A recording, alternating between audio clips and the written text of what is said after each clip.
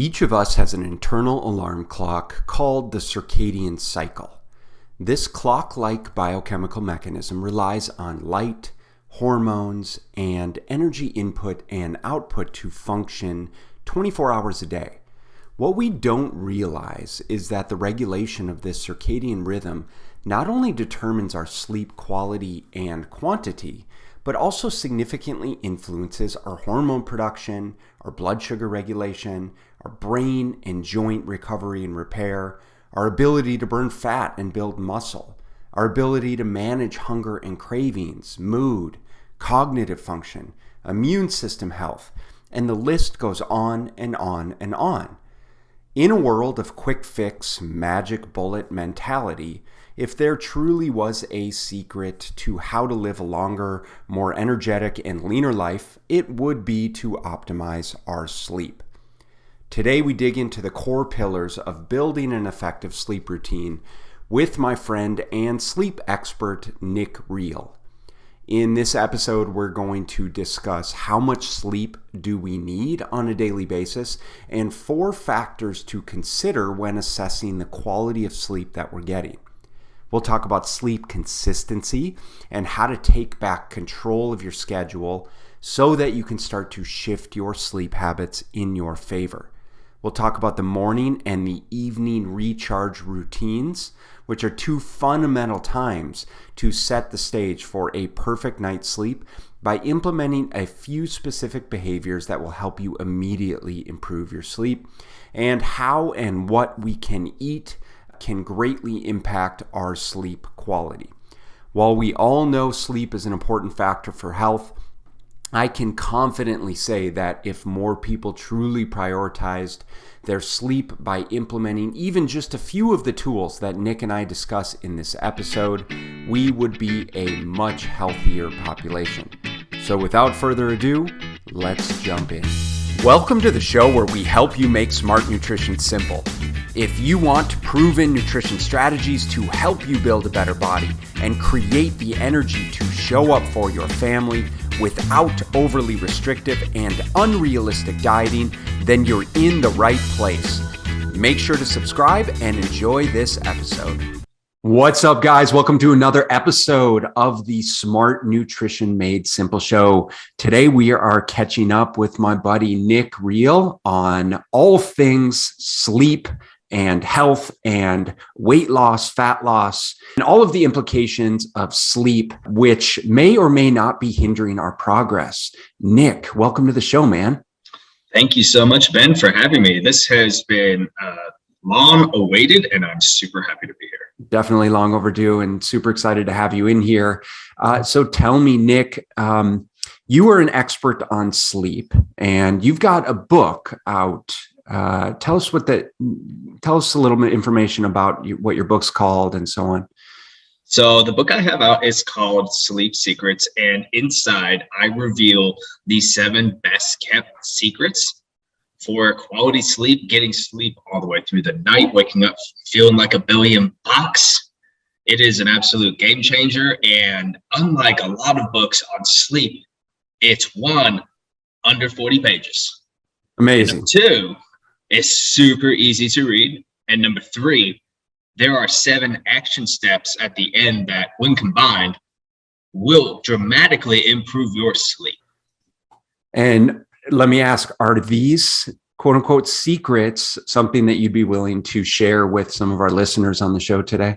Absolutely. Awesome. So tell us, let's just take a step back. So what is it that has given you the opportunity, allowed you and afforded you the expertise in sleep at this point in your career? So I fell into this coincidentally, like 5 years ago. If you would have said like, oh, hey, man, you're going to be like this well-known guy for like sleep, I've been like, no, probably not. Right. But so my background is I've been a health and nutrition fitness coach for 15 years. Mm-hmm. And my main demographic of people that I work with is general pops, specifically on the very sedentary side. Inherently, a lot of my clients that I've worked with over the years, they are flight attendants, pilots, shift workers, industrial workers. So Yeah. All of these different types of jobs that really, just for the lack of a better term, just like absolutely will fuck up your sleep. Absolutely. So these people are coming to me like, hey, I want to lose 20 pounds. I need help controlling my type 2 diabetes. Can you help me like not hate myself when I'm trying to like have sex with my wife? So, okay, cool. Like these are the real things. And the one thing that I noticed with every single one of them, their sleep quality is absolutely poor. And based off of my education, I have a 4-year degree in comprehensive kinesiology and biomechanics. There was a good amount of that touched on energy systems and how sleep really impacts those. And I'm like, okay, well, you're not going to get to your goals until you get this like one thing right, which is sleep. Yeah. I like to call it like health 101. This is a prerequisite to every single thing that you want. And if it's not addressed, that foundation is going to be built on sand. It's going to be weak.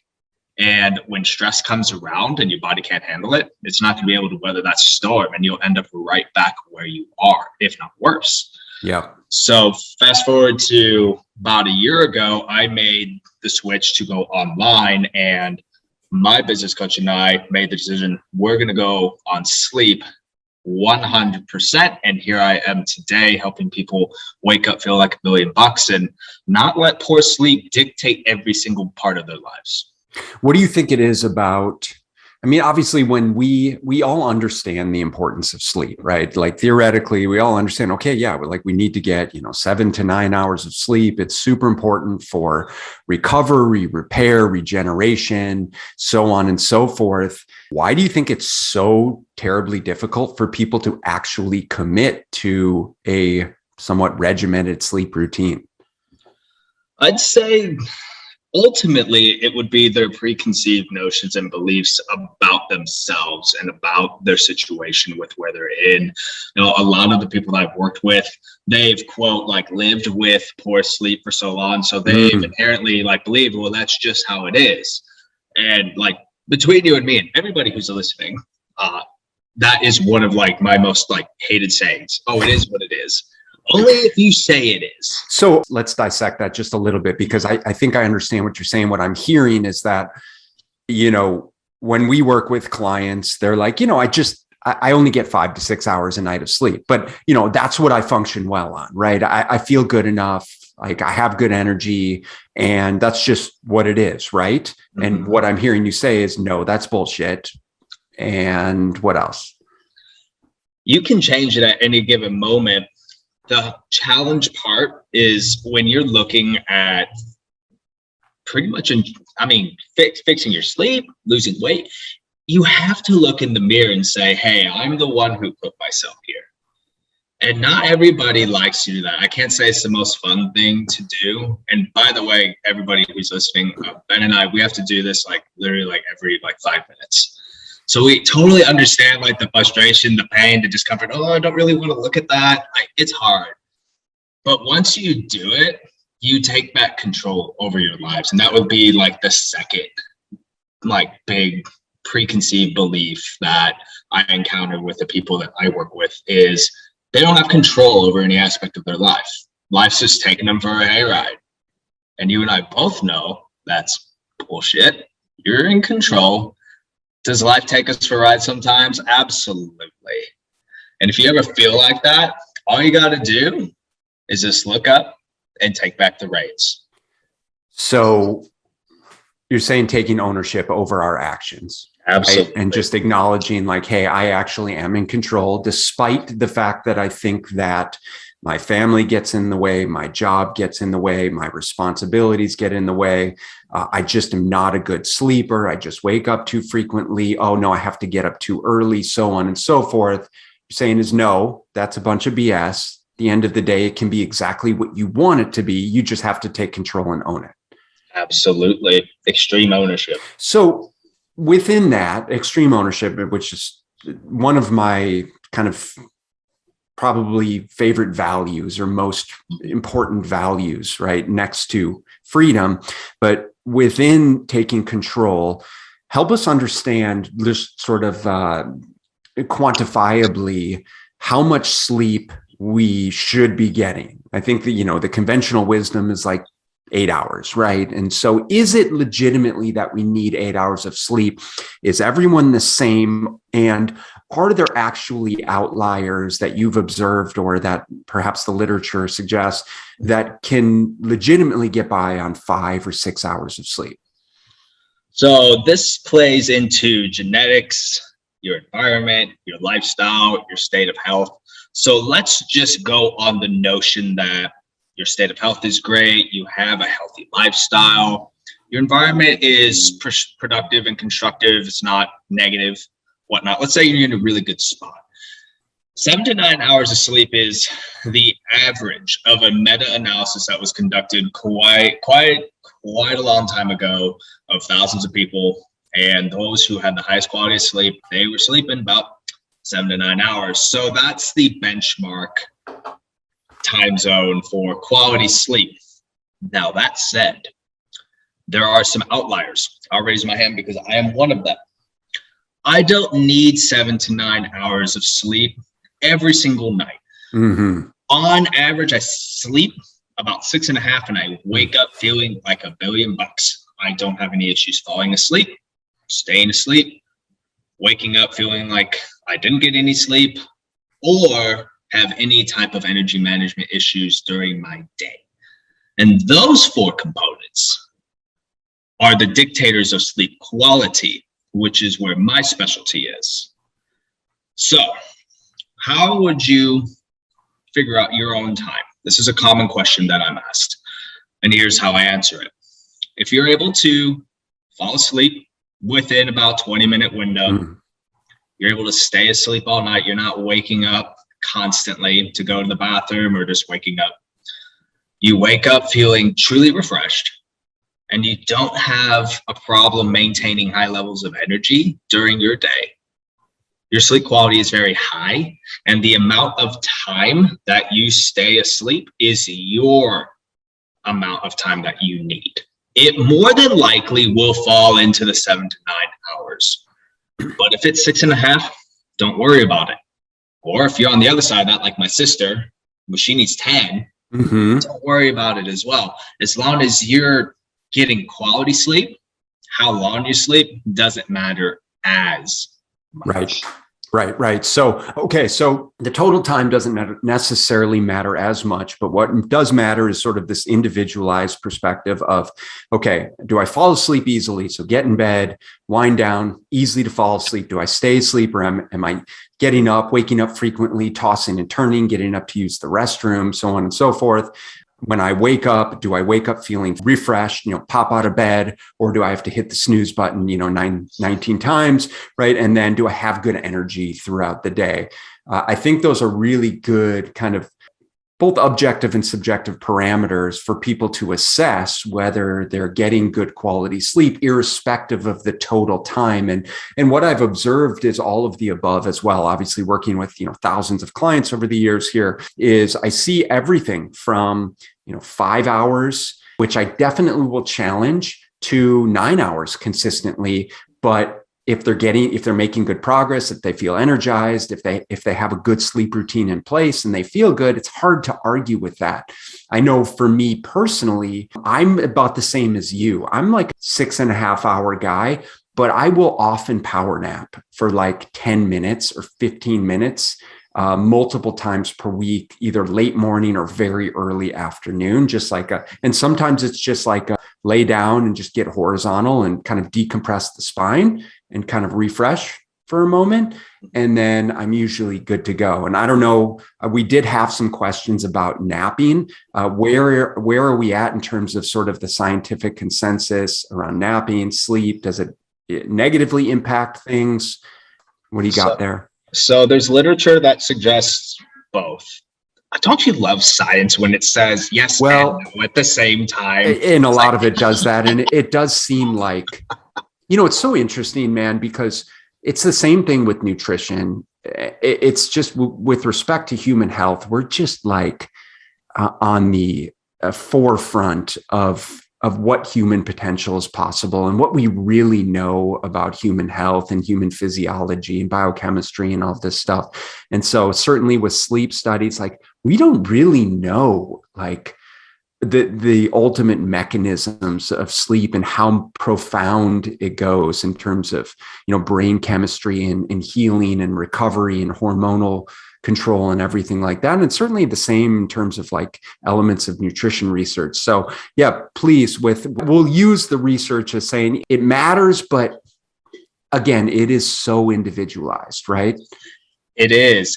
So my preference with naps, and I do get this question every single time I do a live interview, like, what's your position on naps? Yeah. If they help you, good.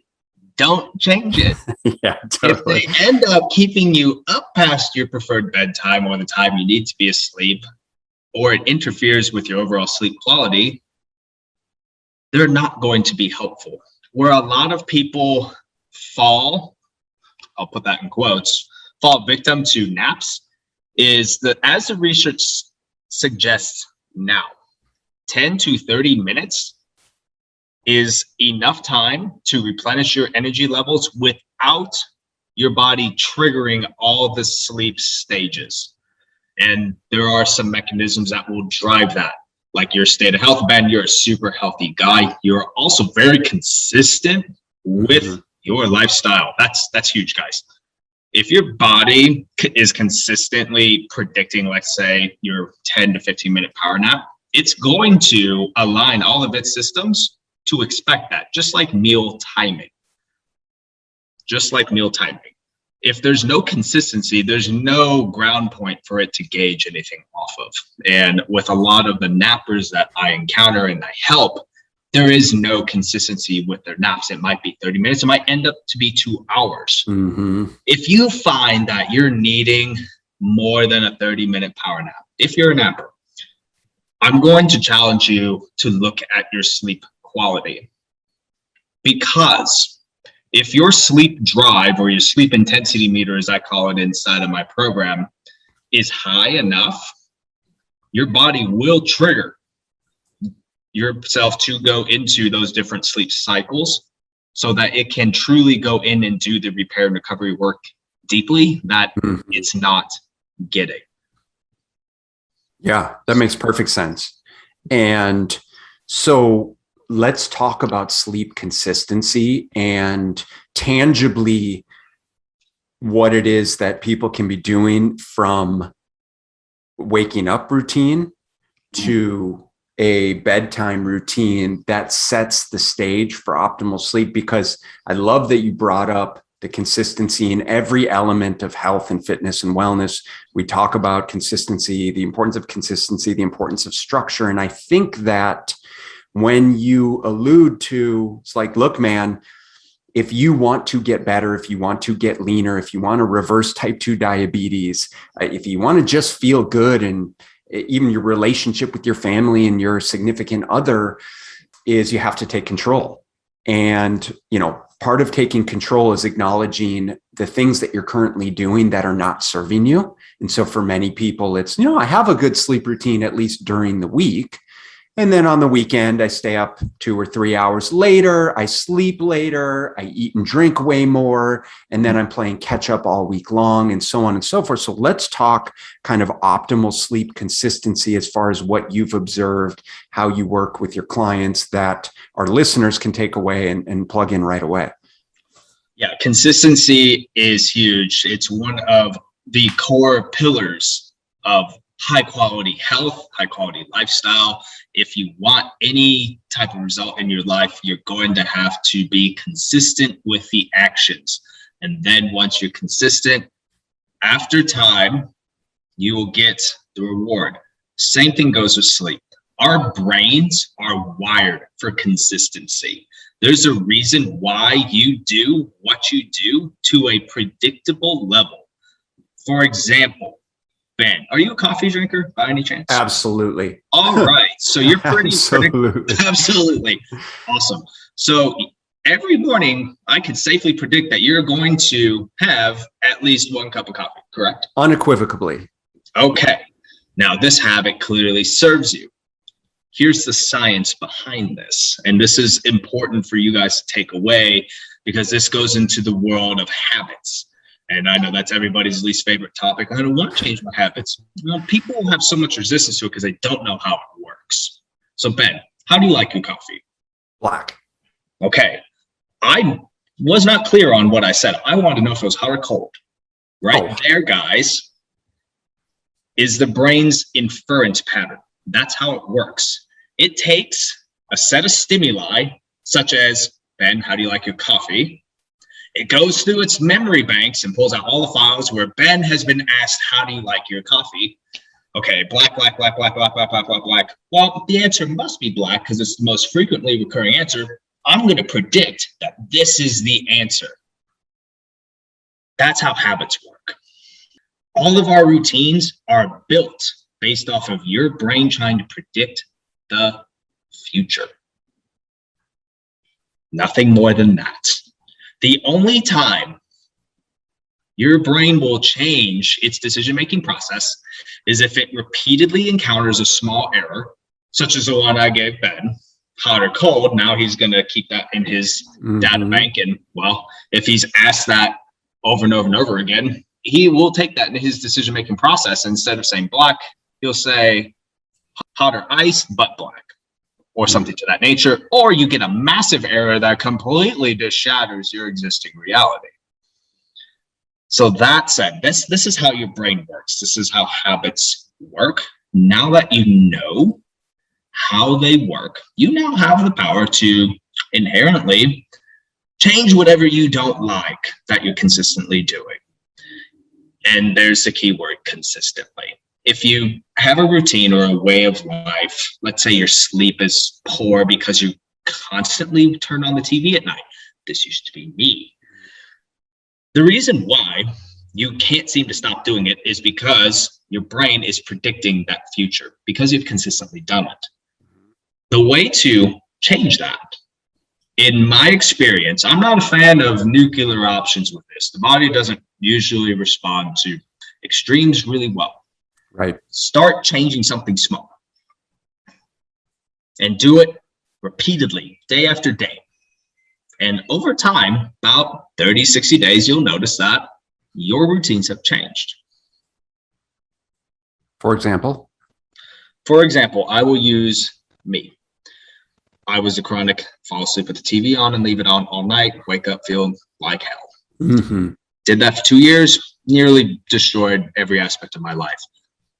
When I started to reassert control over my life and my sleep, I didn't turn off the TV. I don't recommend anyone turn off the TV. I started by setting a hard cutoff time for my day. At 8 p.m., I was done. This is now my time to relax and do what I want to do. It was hard at first because I wasn't used to doing that. I would work all the way up until I had to go to bed, and I'd turn on the TV for my relaxation time and try to go to sleep. I did that for years. Now, once it hits 8 p.m., I automatically start falling asleep because my brain is now predicting that that is what's going to happen. Right. Okay, so that makes sense to me. And I want to walk through a couple scenarios because I think that a lot of people get in the habit of doing things. So, okay, let's take an example of a busy mom or dad, and they get the kids to bed, dinner, bath, bed, and then it's like their time, right? And then it's, watch a show together, perhaps snack, and invariably ending up staying up too late, overly stimulated, trying to shut it down later. And so what are some ways that you would help them start to plug in the habit change routine? Because what I heard you say is you don't want to automatically cut it off, saying, okay, all of a sudden it's nope, we're in bed by 9 p.m., lights out. And so what's the potential problem with that? And what would you do instead? The potential problem with going that road is the same of like trying to do a crash diet. Right. Yeah, you might be successful for, let's be real, 2 days. But then you're going to default right back to what you consistently do. So you try to make a change. You try to make too much change. You bounce right back where you are. Then you get demoralized. And you say, fuck it, not going to do this anymore. And you stay right where you're at. That's why we don't advocate doing a whole life overhaul. Start with something small. Now, the scenario you presented, let's say that these two don't have, let's say, a dedicated like out time or hard cutoff time, as I like to call it. But let's say that generally speaking, the kids are in bed around like 7:30 and it's now them time. Okay, cool. At 7:30-ish, if it's 7:30 to 8, this is when you're going to start you time. That's it. Start there.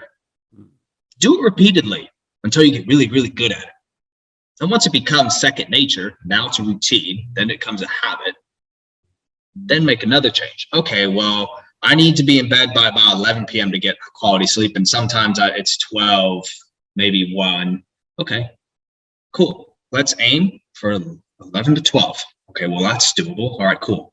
Get in bed at 11:45, 11:38, 11:20, 11:15, 11, 11, 11, 11. Okay, well, I can do that now. All right, awesome. Now let's do something else. All right, well, I need to move my meal time up because I know that the late night eating is not helping my sleep. Okay, cool. Well, instead of eating it at like 10 o'clock, okay, why don't you eat a little bit earlier, about 9, and then 8:30, and then 8, and then when you find that sweet spot of what you like, just keep doing it. That's it, guys. It just takes time and some patience. And consistency. And so I appreciate that you brought up the level of awareness that's necessary for someone to be able to start to shift their habits, to acknowledge that I realize that food and or alcohol may play a role in the quality of my sleep, which it's not like people don't understand.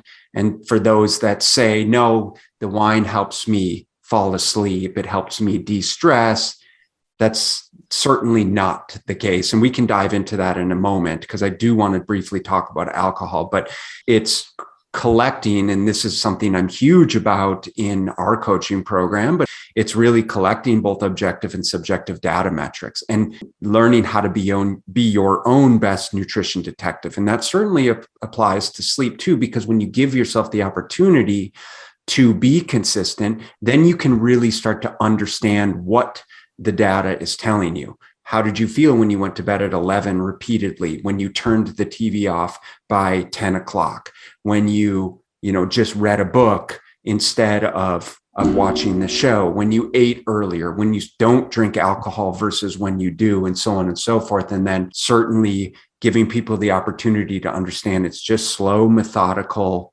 change, structured change that's going to move the needle. So we've kind of approached this evening routine. And I guess what would be your best practices on what that evening routine should look like for most people in your experience? And then I want to go to kind of what the morning routine should look like, because I do know that, and I think a lot of people don't realize that their morning routine influences their sleep patterns. So let's talk evening routine and then we'll go to morning. So how I describe the perfect evening routine to those who work with me is this is an energy recharge. This is one of 2 energy recharges that I inherently make a non-negotiable for very, very, very, very many of my clients. There's only a handful that it's a little bit more of a negotiable, but they're on a whole different level. Needs to recharge you. Specifically on the evening routine side, this is your time to decompress, unwind, de-stress. You are just doing a whole bunch of things for at least 8 hours. Your energy is going to be expended. You are serving other people. You're working. This is now your time to give back to yourself. So that's more the subjective. And the components that I require them to do, any type of stimulus that will take energy from you, which I just like to label work, chores, anything like that. Now, let's say if you find doing the dishes relaxing and it gives you energy, that's totally different. I'm not that way. I hate the dishes. No. That's a fucking chore. Oh, thanks. That's a chore. You won't see me doing that at 8 o'clock at night. But whatever it is, after that, there needs to be some sort of relaxing, energy giving activity that you do. I don't care how my clients make it. I don't care what they do too much. A lot of them watch TV before going to bed and they still have high sleep quality.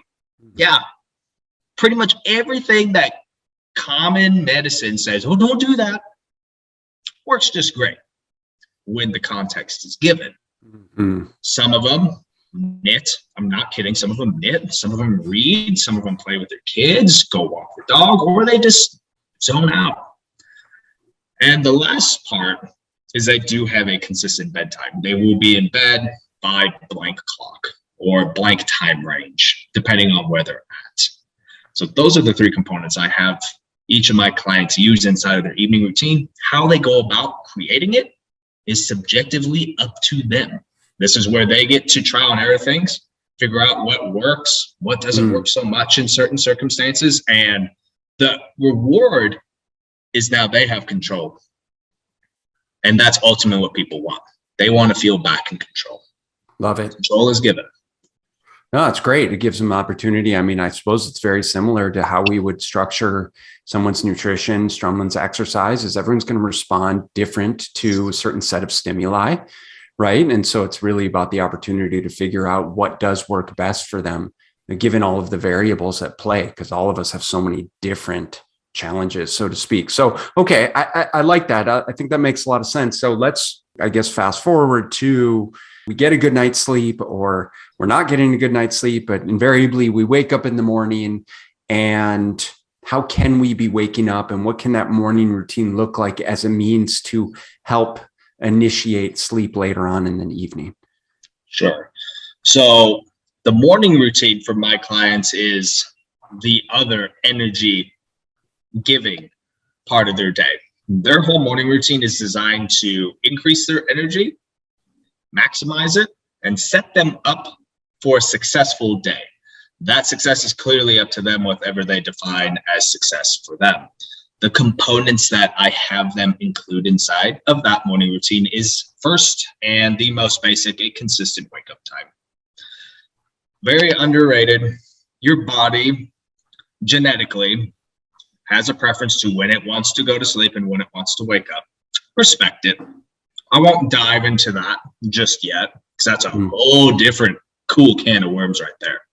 But if you're a morning person and you find yourself waking up at like 6, maybe 5 o'clock, maybe 7, be consistent with it. Remember, your body syncs to what it does consistently, and it will perform at a higher level when you're consistently following, basically being consistent. There's no other way to really say that and sound smart. After that, I want them to start their day with them first. Very similar to the evening routine, you get to choose how you start your day. For people like Ben and myself, that cup of coffee is definitely us time. For others, it might be getting outside and walking. For others, it might be journaling and making sure that they have their day set up so that stress is limited and reduced and controlled on their end. For others, it might be cooking a nice breakfast for their family. It doesn't necessarily matter what it is, but give yourself about 30 minutes to an hour to wind up. Most people need to wind up. Very few people just jump out of bed and say, yay, I'm ready to go. Totally. That's not realistic. Even for us, it's not realistic. Give yourself time to wind up. And outside of that, for those who are coming to me who are looking to improve their sleep or fix some sleep problems, I highly, highly, highly, highly recommend getting into the sunlight. Most Americans don't get enough light, which affects vitamin D levels, which is, it definitely affects how well or poor you sleep. Move. Get moving. It's very simple. Very little will increase your energy levels, like a little movement. You can do a full workout. Like, I love working out in the morning. It's my preference. It can also be just, hey, just go take your coffee and go walk around the block. Right. Get it out, get the sunlight and the activity out all at the same time. Yeah, man. Those are the things that I have them put inside of their morning routine, and whatever they can do consistently, I want them to do it. If it's not able to be done consistently, I don't want to do it. Well, and that's part of building new habits. It's like, hey, can you wake up consistently, and then can you get outside for a walk around the block, 5 minutes, 10 minutes, 15 minutes, and roll with it to eventually where it's like, okay, can you get in a 30-minute walk? I've noticed considerable change, not only with myself and stress management and anxiety and quality of sleep, actually, one, by getting enough movement throughout the day, which certainly starts with that first, just when we get up. And so I'll get up and I'll basically get up, put my shoes on, drink a big glass of water, and I'm out the door. And I'll do a 30 to 40-minute walk and then come home, and then it's a little more water, coffee, kids, breakfast, depending on kind of what time that is. I'm usually a pretty early riser. And so oftentimes I'm up and moved and coffee and gotten a work, an hour or two of work in before anyone else is awake. But I think it's super powerful. So I'm really glad that you brought that up. And also just the aspect of what we know with getting sunlight into the eyes, right? Because it sets the stage for those circadian rhythms. And it, from a more scientific standpoint, I believe it really kind of sets like your body's melatonin production through that sunlight in the morning, kind of sets the stage for melatonin production later in the day, right? It does. There are 3 main control stimuli. They're called Zeitgebers. Yeah. I hate that word because I can't ever say it. It's German. I'm half German, so even I hate saying that. There are 3 massive stimuli that control your circadian rhythm, which is your sleep-wake cycle: light, physical activity, food intake. Yep. Funny how all of those are tied to overall health and well-being. Funny. So this is really powerful, and I think useful for people. We understand the importance of consistency and structure and habit and sleep routine in terms of getting a good night's sleep, getting enough quality of sleep, how sleep is tied in, how our morning movement and light exposure, and then same thing with our evening exposure is tied into our circadian rhythms. Maybe you could help us understand just briefly about the role of sleep when it comes to fat loss, blood sugar management, because oftentimes, and I'm sure you're very familiar with this, but we'll be working with clients and they'll be doing everything right? They're kicking their own ass in the gym, they're training hard, and they're eating quote unquote clean, and they're following their calorie or macronutrient ratios, but invariably we're not seeing the results that we should see. And oftentimes we see that, okay, sleep's the elephant in the room. So what's going on here? So to preface this, and I'm not going to go 30,000 feet over your guys' heads with the literature. Woo! You Google that stuff on. Yeah, it's deep. Oh man, you're gonna have a headache after reading one scholarly article on that. But anyways, so your circadian cycle influences, if not directly controls, every aspect that goes on inside of your body. Every single one. Here's how it works. There is a clock system that is inside of your body, and the main control center for your clock system is in your head. It's a little organ called your suprachiasmatic nucleus. Say that 3 times fast. This small little speck in your brain is responsible for perceiving light. That's it. And based off of the amount of stimulation from light it gets, it will tell your body to do a series of actions. Typically, when it has sufficient sunlight stimulation, it's going to tell your body to go into quote activity mode, which is everything that goes on inside of you when you're awake. When that sunlight fades and it gets to a level where it's not stimulated as much, it will switch those processes over to rest and recovery. Everything done while you're sleeping. When it comes to weight management, fat loss, achieving high levels of health, there are a few things that sleep really plays a huge emphasis on. Well, one is your cortisol levels. That's huge. So if your sleep is just fine, you've waken up feeling great, your cortisol levels are going to be in control, and it's going to cycle invertedly with melatonin as it should. But let's say your sleep's all wonky. Your cortisol levels are probably going to stay higher longer, and that's going to affect other hormones like insulin, T3, T4, those are your thyroid hormones, any type of pancreas activity, liver activity, just based off of cortisol elevation alone. Blood sugar, that's a huge one, especially in today's society where everybody seems to have some sort of blood sugar dysregulation. Right.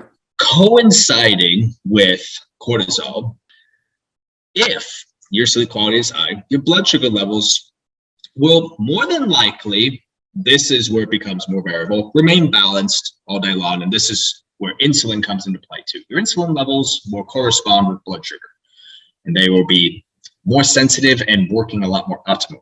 When sleep quality is not high, remember cortisol, your stress hormone, your body is going to go into a stress mode, and your insulin levels are not going to respond as effectively. Your blood sugar is going to be higher just because you're in a stress state. Is that bad? No, it's actually not. We're designed that way. The problem is when you live this way for weeks, for months, for years, for decades. This is where a lot of the health issues that are found in America and a lot of the westernized nations are coming into play. Right. Simply because sleep quality is poor. Yep. So if you're not sleeping, you're going to be more likely to have blood sugar and hormonal dysregulation, which invariably, when it comes to nutrition, when it comes to weight loss, your body's just not going to be able to function the way that it should. So you are going to have a harder time metabolizing your carbohydrates, managing your insulin levels, producing energy, regulating thyroid function, having a harder time managing your cravings, your hunger, your mood, your libido, your digestion, your cognitive function, and so on and so forth. And so that's where it's like sometimes we want to shake you as a client and say, and help you understand, because it's so hard to make that direct correlation, because sleep's something we just do every night. And it's so easy to get into these routines, but understanding that if your goals actually are to lose fat, gain muscle, have more energy, have a better libido, live longer, the elephant in the room invariably is your sleep quantity and quality. And thereby, when you can take control of these things, it's going to improve and permeate over into everything else. You're going to do better with the food you eat. You are going to have less cravings. You're going to have better energy, so on and so forth. It's just seemingly in this day and age with social pressure and kind of stigma, it's so seemingly difficult to shut it down at 8:30, which makes perfect sense. But the reality is, you know what? Sometimes that's what it takes. Yeah, that you hit the nail on the head right there. A lot of people's problems with sleep is that dichotomy between how their biology works and their social life. Mm-hmm. And a lot of people experience this on the Friday night bar hops. Yep. When you break that cycle in small occurrences, like if it happens every so often, because guess what, guys, you can have your morning and evening routines on point. Your sleep quality can be high. I mean, guess what? There's going to be nights where you have poor sleep. I just had one. I had a sick dog at 2 a.m. Been up ever since. Nothing I could really do about it. Mm-hmm. But that being said, a lot of people are the masters of their own demise. It's that weekend hopping. Okay, let's say your bedtime is usually about 8, 9 p.m. Well, Friday hits. What do? It's time to go to the bar. It's what people do. So then you're up till what? Midnight, and you've had a lot of alcohol, which is a known sleep disruptor.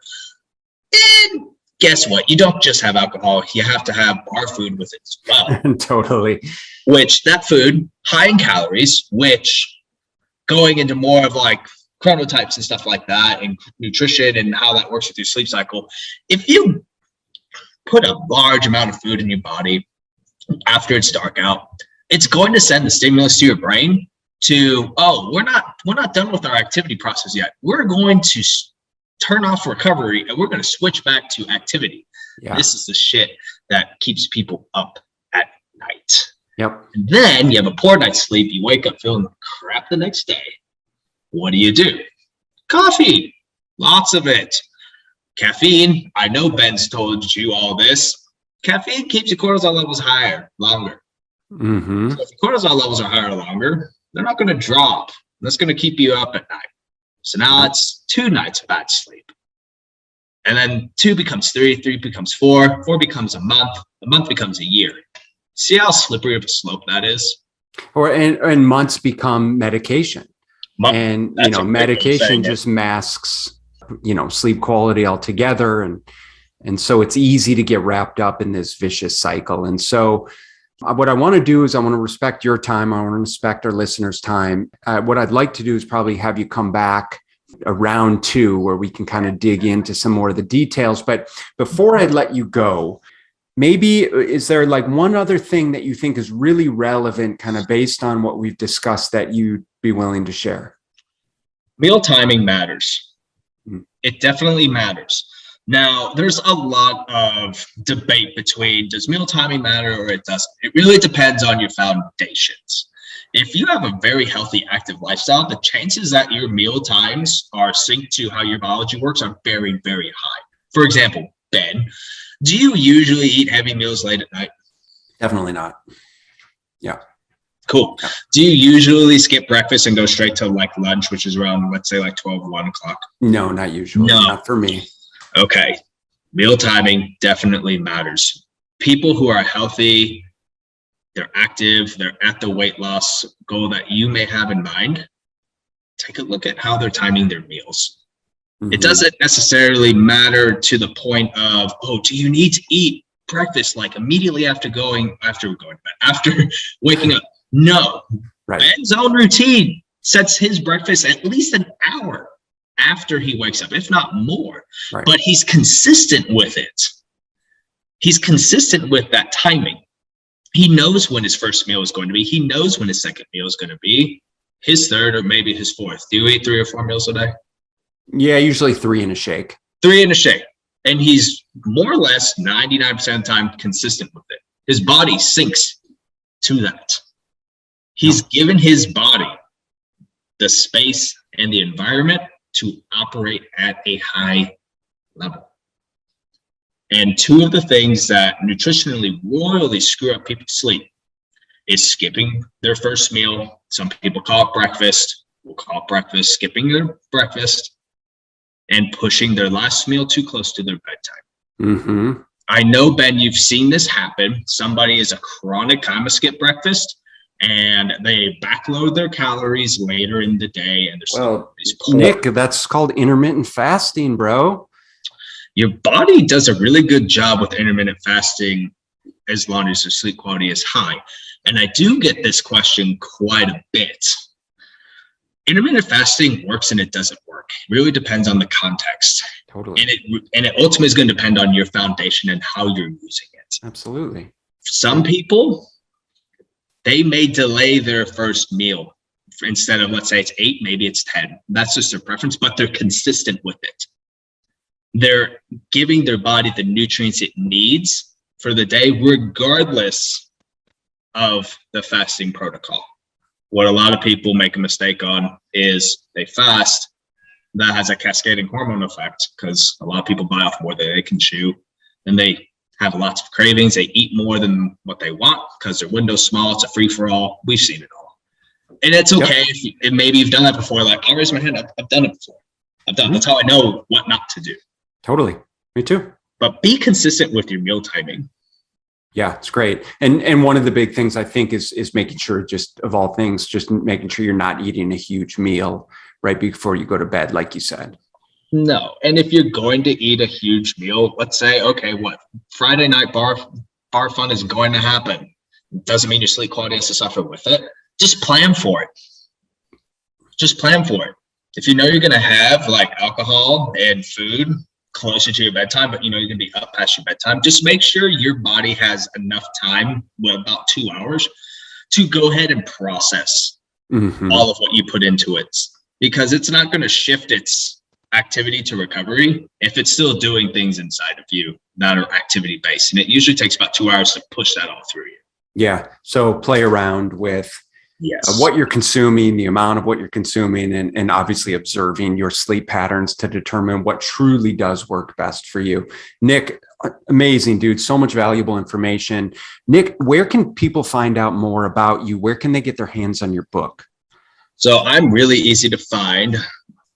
Search me on Facebook and Instagram at Nick Riell. That's Riell. Yep. My pretty face will pop up. There's only one of it. And we'll have the link in the show notes as well. And where you can access my book, I have a private group where I dive into topics just like this one. It's called Sleep Secrets. Beautiful. Google it or go into Facebook. I'll put the link in the show notes as well. Yeah. Sleep Secrets. It's free group, right? Free group. Perfect. Come in, be a part of the party. My ebook is in there, plus a whole bunch of other valuable content that is yours, no strings attached. All right, that's awesome. And that's the 7 best kept secrets for sleep is the name of your ebook. Sleep Secrets, 7 best kept secrets. Nick, yes, dude, absolute pleasure. Thank you so much for taking the time to come on the show, for sharing so much valuable information. And hopefully it's been helpful for all of our listeners. Guys, thank you for taking the time to tune in. If you enjoyed this episode, then do us a favor and leave a positive rating and review in iTunes. And we will catch you next week in another episode. Take care. Have a great night. Thank you so much for listening. And if you found this content valuable, here are 4 ways I can help you in your nutrition journey for free. 1, grab a free copy of my Fat Loss Fix Guide at fatlossfixguide.com. 2, join my free group at smartnutritionmadesimple.com.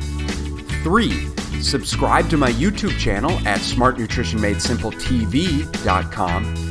4, leave a 5-star rating and positive review so that we can gain access to more nutrition experts ready to share their knowledge with you and ultimately help more people make smart nutrition simple.